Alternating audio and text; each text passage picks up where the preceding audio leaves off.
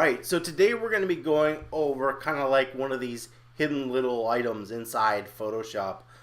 So I've gone over gradient maps before, but there's a little section that's kind of hidden there that's made specifically for photography. So I'm going to show you how to apply these photographic gradient maps to an image.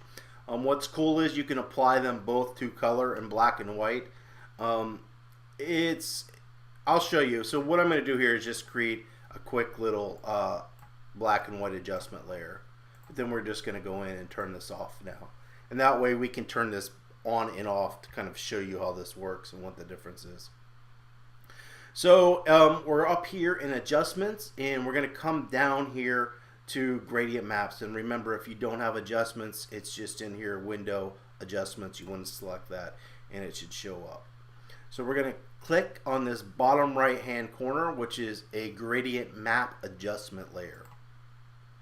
And just like that, it's already applied a gradient map. Now this one is black to gray. We definitely don't want this. So we can click this little arrow over here and it will give us other gradient maps. The problem is these, obviously you can see, though that one is kind of a cool effect, are not really made for photography.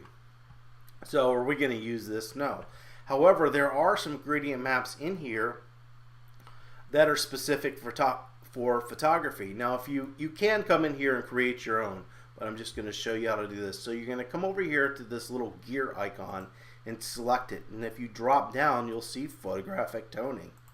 So if we select that and hit OK, it's going to replace our old ones with ones made specifically for photography. And any one that you click on will instantly apply to your image. So we'll just use this one. And so I want you to know we've lost all color. So if I come back up here to layers, notice the black and white is not being applied.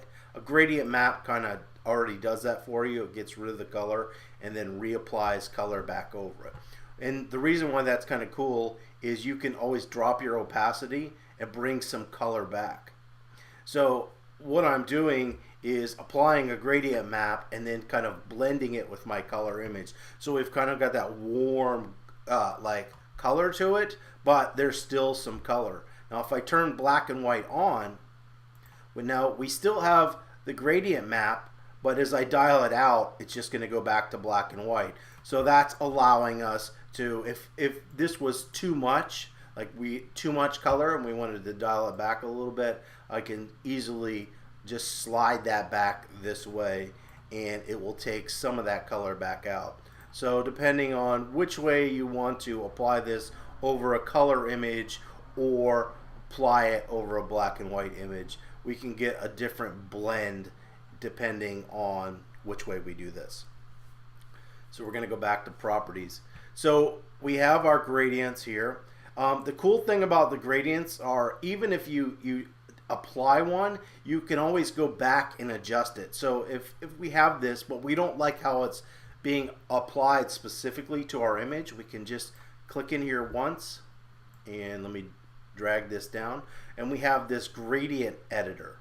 And so here's our gradients, here's our gradient editors, and here's the little points it has set. So as I slide these, it's changing the way my gradient editor or the gradient is being applied to that specific image. Now obviously that doesn't look good, but you can come in here and slightly adjust these to get a different look. You can also double click on one of these, and I'll just make a loud color. You can change the actual color of it if you wanted. So if you wanted to create your own custom one, and for some odd reason you wanted to do this bright pink in there, that's what you would do. But we're just going to hit cancel because I don't want to do that. So I'm going to hit cancel once again so we don't do any of that.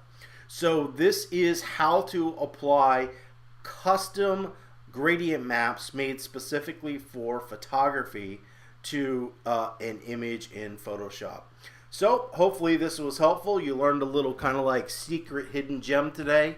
If you have any comments or questions, you can leave those below, and don't forget to subscribe.